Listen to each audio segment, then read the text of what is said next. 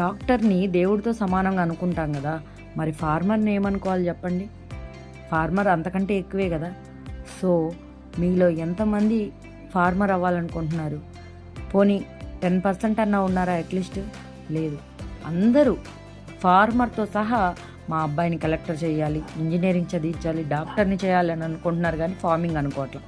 నిజంగా చెప్తున్నాను, after 10 years తర్వాత ఖచ్చితంగా ఫార్మింగ్ అనేది నెంబర్ 1 ప్లేస్లో ఉంటుంది.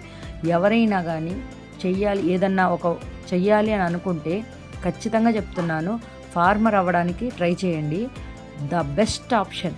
నిజంగా చెప్తున్నా, చిన్న తక్కువ ప్లేస్లో అయినా ఎంతైనా మనం పండించాలి, మనం చెయ్యాలి అని అనుకుంటే ఇది బెస్ట్ ఆప్షన్ అండి. ఫార్మింగ్ నేర్చుకుంటే ఫ్యూచర్ అనేది సూపర్గా ఉంటుంది. నిజంగా చెప్తున్నాను, ట్రై చేయండి. అసలుకి దీనికి మించిన బెస్ట్ ఆప్షన్ ఇంకోటి లేదు. నా ఉద్దేశంలో ఫార్మరే దేవుడితో సమానం.